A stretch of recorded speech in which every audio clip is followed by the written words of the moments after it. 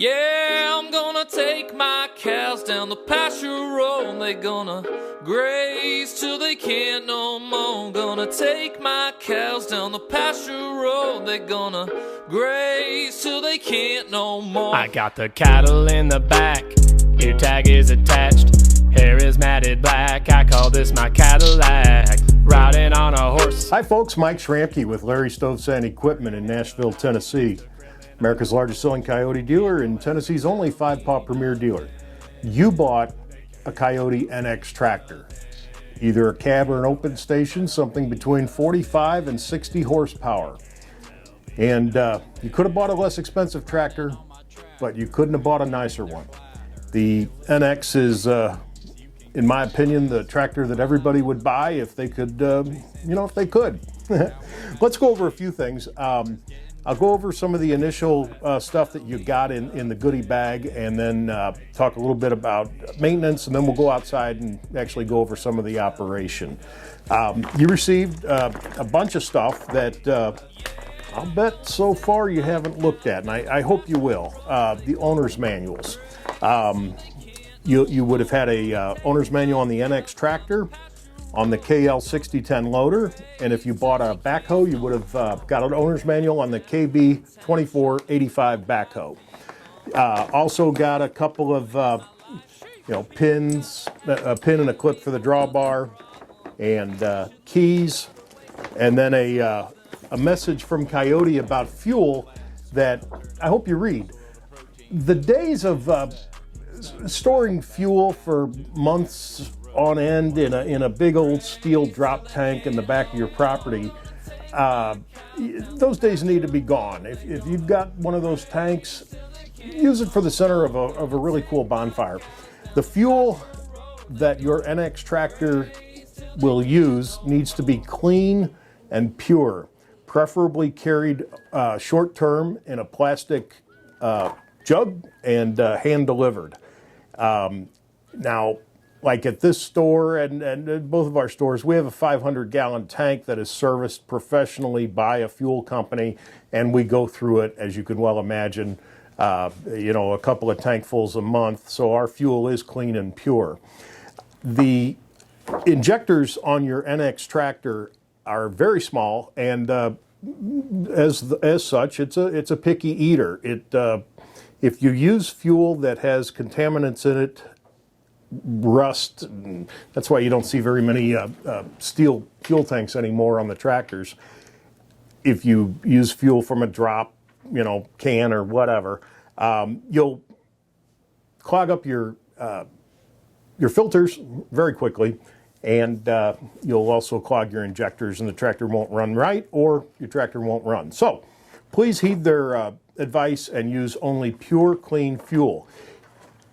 As far as winter fuel, if you buy it from a source that, like a ExxonMobil, Shell, something like that, a regular fuel station, they most probably treat for winter with anti-gels, anti-icing formulas in the fuel. If not, you can buy fuel anti-ice, anti-gel stabilizer that a little capful per tankful will keep the ice in the water in the fuel from freezing up. So that's enough about fuel.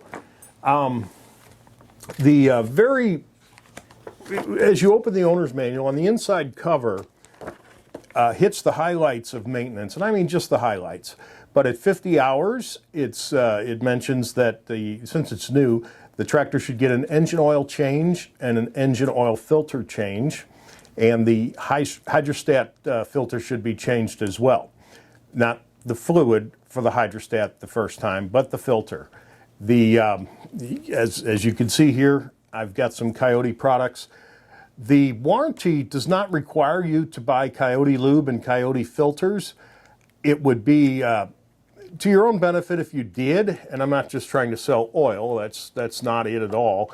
If you buy our stuff, whether you put it in yourself or you pay us to do it, there will be a actual record of the sale and dates and whatever, and it's easy to document and log the maintenance you've done on the tractor in the exceptionally rare case of a catastrophic failure, it would be easier to say, look, I bought their stuff, as required. The Coyote lubes, Coyote filters, and Coyote makes everything. This is the Universal Tractor Fluid. Universal Tractor Fluid, UTF. If you don't buy Coyote products, buy good high-end premium UTF. And the motor oil that Coyote offers is SAE 1540, and obviously a multi-viscosity oil, and it is diesel certified, and obviously it's what goes in the Coyote. This happens to be a Coyote oil filter, and you get the idea. If you buy your own stuff and you're not using Coyote products, make sure you have good documentation. Save your receipts from the wherever you bought it. The oil changes, and I'm talking motor oil. The motor oil changes on the engine that you have should be done annually or 400 hours. I know a lot of folks don't use the tractor 400 hours, so if that's the case, do it annually. The rest of the maintenance and whatever is in here and throughout the book. The grease zerks throughout the tractor, they're also in here and in the backhoe manual and the loader manual. Generally speaking, most of the zerks throughout the chassis are 50 hours.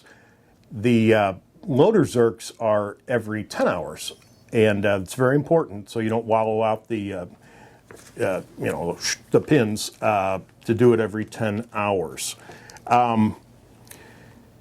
The owner's manual, especially on a high-end tractor like this, is very important. The stuff, your tractor, as you've already noticed, whether you have a cab or an open station, has an entire bank of buttons, switches, and dials, as much as any car. And, what is the difference between PTO and PTO cruise control? It's addressed in the book. In fact, on chapter 4, page 13, it explains both of them. I've had calls from people that bought an NX and my tractor won't go over 5 miles an hour. What the heck's wrong with it? Well, perhaps the speed limiting switch, part of that pod, it allows the tractor to be capped at 5 miles per hour. It's a good training thing if you have a youngster that you're indoctrinating into tractor operation. There's a dial that adjusts if you have a hydrostat, the speed of response when you transition from forward to reverse, when you accelerate from a stop, and when you let your foot off and the tractor's going to stop. All of those things are controlled by a dial. It's called the HST response dial, chapter 4, page 14. And I always explain it like if you bought this to work at a landscape nursery and you were loading pickup trucks full of mulch all day long, you might want this thing to go snap, snap, snap, just snap your neck, fast response. If you're like me and you're chicken and you're trying to maneuver the thing around the lot without running into another tractor, you might want the HST response to be slow or anywhere in between. That kind of stuff. It's all addressed in the owner's manual. And the owner's manual is important. It's not something that you just want to use to, if you need to boost up one side of your television because the leg broke. It's important stuff, and I hope you will refer to it. And I'll bet you any question that you have on your NX tractor, your KL loader, or your KB backhoe is addressed in the owner's manual. And if it's not, don't hesitate to give us a call. We don't want any questions. We don't want, you spent a lot of money for this tractor. It was an expensive tractor, and it's got a lot of features and a lot of buttons. And if you don't know what each button does, you may deprive yourself of something that is a very nice feature that you would have enjoyed a lot had you known it was on there. So read the owner's manual, keep the owner's manual, and don't guess. Give us a call. Either store at Springfield or Murfreesboro. We're happy to help. We want everybody to, obviously, we want everybody to get the most enjoyment and the most productivity they can out of the tractor that they bought. And as I said, you know, these are not inexpensive. You could have bought a much less expensive tractor. It's these features, these comfort and convenience items that you know, make this tractor fairly expensive, and I want you to know how to use everything. On that note, let's go outside and we'll go over some of the operating features of the NX tractor. So you bought one of these NXs, a cab or an open station, 45, 50, 55, or 60 horsepower. Let me go over first a couple of things that we'll find under the hood that you could spot easily. We're gonna do it the safe way though. If you've watched any of my other videos, you know that the only safe way to go under a loader is to support the loader pistons with a piece of angle iron, which is what we do here, and simply set it in there. If you don't have a piece of angle iron, let me know, I'll give you one. And then gently ease the loader down until it makes contact. Now, if somebody comes by and bumps that, you won't get chopped in half. To lift the hood, simply squeeze the little trigger there. Whoop, I bet your Kubota doesn't do that. The hood lifts all the way up, and everything that you need to attend to is very easily found. It's got a couple of grass screens, and they pull out for easy cleaning. One there in front of the hydraulic coolers, and in this case the air conditioner, and another one back here in front of the radiator. If those are left to be contaminated and filled up, the tractor will absolutely 100% overheat. They must be clear. Unlike a car, these can't drive at highway speeds to catch a lot of air, so the air needs to be sucked through by the fan, and those need to be cleaned. If you ever have a complete loss of electrical power, the first fuses you'll want to check are these 60 amp main circuit slow blow fuses, and that'll probably be the ones that did indeed blow. The air cleaner is a canister type Donaldson air cleaner. It's a good one. Battery, of course, is nice and easy to find right up front. So we talked about keeping that clean, and no kidding, keep that clean. The rest of the stuff, general maintenance items, very easy to find. The oil filter is right here. The dipstick, painted in red, is right here. The fuel filter, combination diesel water separator, and priming pump, if you ever run out of fuel, don't do that, is right here. It'll take about 10,000 primes to get the fuel back from the tank. And the oil fill is, John, you'll need to show, it's right there. And that's the only one that's a little challenging to find the first time because it's painted gray like the rest of the tractor. The hydraulic filter couldn't be any easier. It is right here.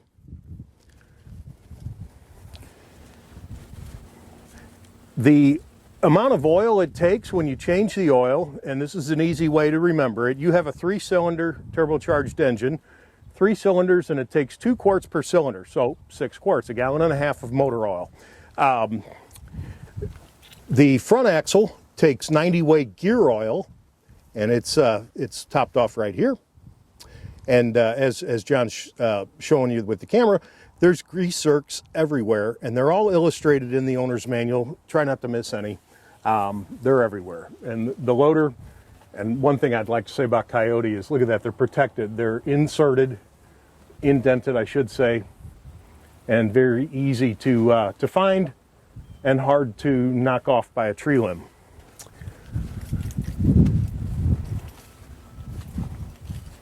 On the back of your NX tractor, it came standard with 1 set of rear hydraulic remotes. You may have paid for a 2nd set of hydraulic remotes, and if so, it would just simply be stacked right on top of that. It has a 7-pin electrical connector. The top link, you know, picture the top link going right here, you'll notice has 3 possible positions that you could pin the bottom part of the top link. And that would be in sequence: no draft control, medium draft, and full draft. And draft is, in fact, we got a little video of running a rear finishing mower that you'll see a lack of draft, which is what you would use on a finishing mower. It allows the arms to give some some play, you know, so you can ride over, almost like a little bit of a suspension. Your NX came standard with telescopic link ends, so you only have to get close to the implement. Telescopic check chains, and like all Kioti tractors above 40 horsepower, you can raise and lower the 3-point arms from behind the tractor. Very nice feature. And we'll go over to the open station next. So a lot of what I'm going to explain on the operation is a little easier on an open station, you know, for camera use and whatever. So this is a NX 5010 with a hydrostat, and I'd like to go over the PTO operation and the automatic PTO operation and a couple other things. So, as I say in each one of my videos, when you're operating the tractor, it needs to run at the RPMs that are indicated on the tachometer, which in this case 2,500 RPMs. Don't allow yourself to to let the tractor lope at low RPMs. It's not an old, as I always say, it's not an old 2-cylinder Poppin' John. These are made to stretch their legs, and they're made to run at the appropriate PTO, which in this case is 2,500. Absolutely, especially if the tractor is in motion. If you're moving, especially in a hydrostat, run the tractor open. That's where it's made to run. It's kind of like your lawnmower. You wouldn't try to cut grass at a low RPMs. You start the lawnmower, you turn it all the way up, and you cut grass. Same way here. The NX that you bought has a weight sensing seat. It's a technical term is operator presence seat. If you're not sitting on the tractor, it won't start. The reason I bring this up is if you shop in the big and tall department like I do, and your wife is slim and trim like mine is, if you jump off the tractor and she jumps on and doesn't readjust the weight sensing seat, she may not compress the seat, the tractor won't start, and you may not know why the tractor didn't start. So that's something that you need to be aware of, that the seat does need to be compressed to start. The NX needs to have the range selector in neutral, your foot needs to be on the brake, and if it's a manual transmission, the clutch needs to be engaged to start. This one's a hydrostat. When you start it and go to operate it, again, 2,500 RPMs. It has a foot-operated tilt wheel, which is right here. The parking brake is set by depressing the brake pedals firmly and setting the red lever down, and it sets the brakes. The four-wheel drive is on the console. The tractor needs to be stopped and push the button, the light will come on, and then off you go. And when you take the four-wheel drive off, please stop the tractor and deselect the switch. A note about four-wheel drive: try to use the four-wheel drive only when you need four-wheel drive. If you could picture driving your pickup truck in four-wheel drive on a hard pavement, if you turn the wheel all the way to one side, you feel that clunk. It's the same thing here. So if you leave it in four-wheel drive all the time, you're going to wear out your front tires prematurely, and you're going to add undue stress on the front axle that just isn't necessary. So if you're just out cutting grass, bush hogging, whatever, two-wheel drive's great. If you're doing loader work and you need to, propel the machine into the pile, if you're dragging your driveway, if you're, whatever. If you need four-wheel drive, use four-wheel drive. Here's another thing that four-wheel drive is good for. If you're working on inclines, it's always best to go up and down whenever you can. That's the safest way to prevent rollover. If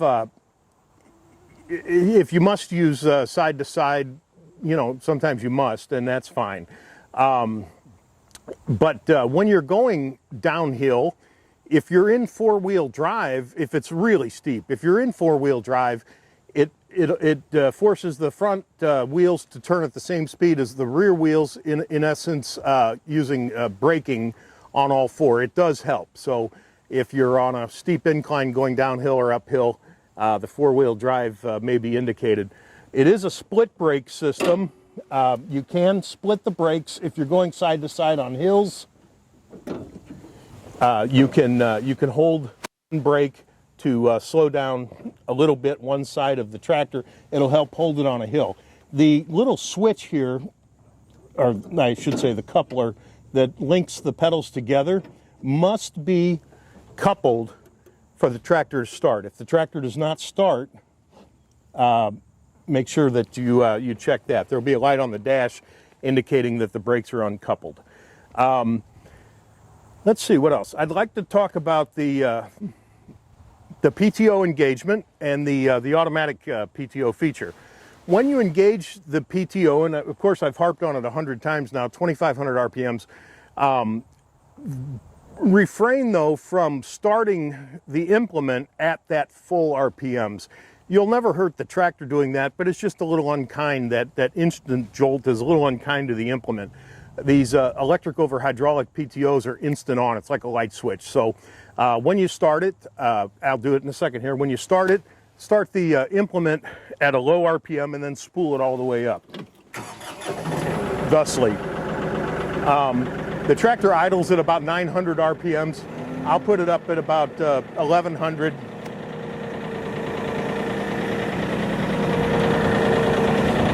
I simply turn the yellow switch, it starts, and then I spool it up.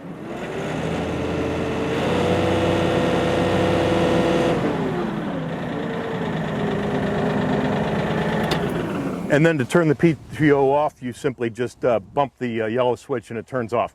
Now, that's how you would operate it in manual mode on the pod of buttons, which right now I'm superimposing a picture of the pod of buttons and I'm pointing to the one I'm talking about. The switch that says automatic and manual. In automatic mode, when you get to the end of the row, especially if you're tilling or something, and you lift up the 3-point, thus lifting up the 3-point implement, in automatic mode it will shut off the PTO, and when you shut it back, when you set it back down, it will re-engage the PTO automatically. Very cool, and I'll show you.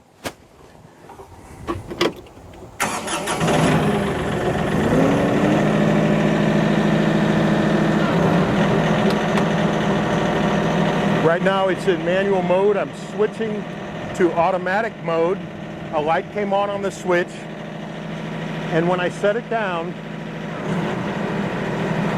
it engages. And when I pick it up at the end of the row, it automatically disengages.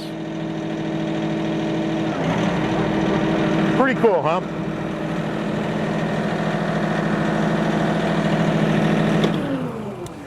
Another switch, the one I'm pointing to right now, superimposed, is the PTO cruise control. And what that is it's not ground speed cruise control, which it also has, but it automatically maintains, when engaged, it automatically maintains the RPMs of the tractor. So if you're using a rotary cutter and you're going through a field and it's a foot-high grass, and all of a sudden you're in 2-foot-high grass and 3-foot-high grass, instead of constantly having to bump up the throttle to maintain your 2,500 RPMs, it will maintain the RPMs wherever you had set it.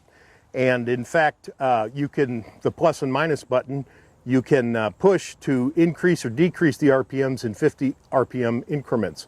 Very cool. In fact, I just looked at a brochure that a customer dropped off. He had been looking at a Kubota and he bought one of ours. And he gave me the brochure, and they had a 2-page spread about their PTO speed control, or whatever they called it, new feature for them. We've had PTO cruise control for years. It's a cool thing. The ground control PTO, which I'm now pointing at, does just what it sounds like. It would be like you have in your car or truck. It maintains ground speed. The final thing I want to show you here, this button is a speed limiter. It will limit the speed of the tractor to 5 miles an hour, and on a hydrostat. So if you have a trainee, say you're indoctrinating your 13-year-old son or daughter into tractor operations, you can push that button and it maintains, it maxes the speed of the tractor to 5 miles an hour. That idea, you know, when you have a trainee. The NX, as I've said several times, is a high-end premium machine with a plethora of buttons and knobs, and most of them will absolutely enhance your overall experience. It's a tractor you spent a lot of money for. As I've said now 3 times, you could have bought a less expensive tractor. You chose not to. So I don't know what kind of transition we had there. We had a little battery issue, but so it's not Hollywood. It's definitely, in this case, Springfield, Tennessee. One more button knob dial that we need to address is the one I'm pointing to now. That, on a hydrostat only, controls the speed of transition, the speed of acceleration, and the speed of deceleration on your NX tractor. So if you have a hydrostat and you push the pedal down and you feel like it's enough time that you could do your taxes waiting for the tractor to go, it's that dial that needs to be adjusted. By the same token, if you push the pedal down, it snaps your neck. You may not like that either, so that's the button. If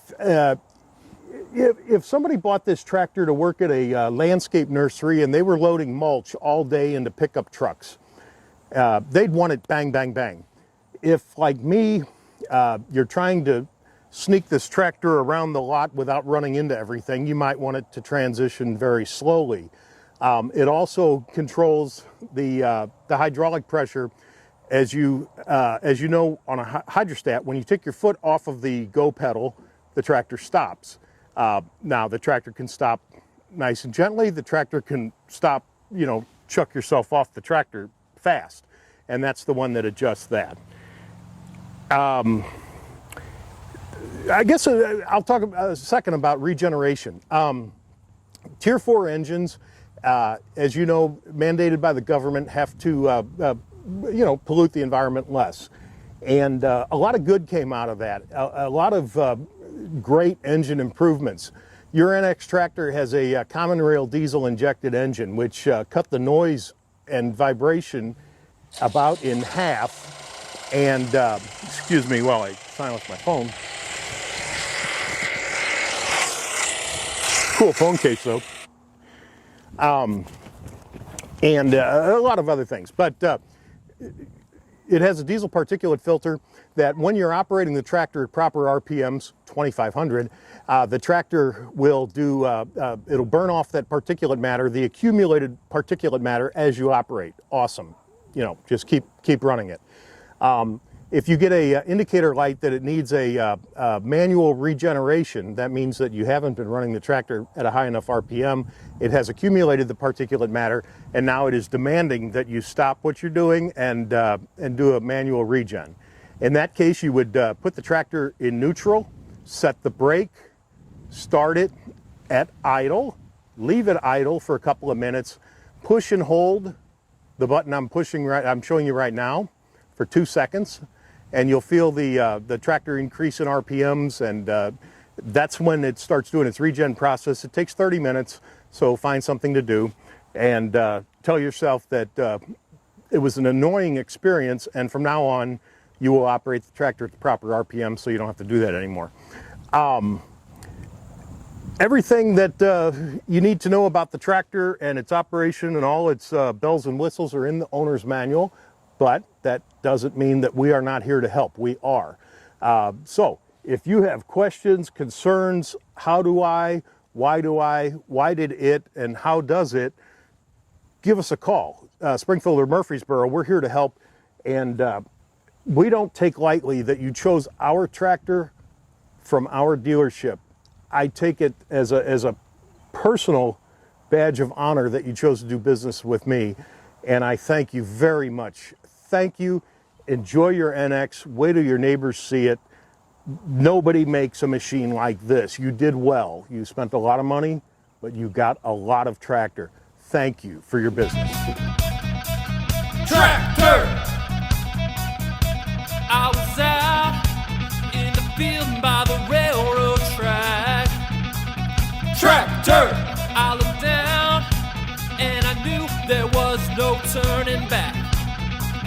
Tractor!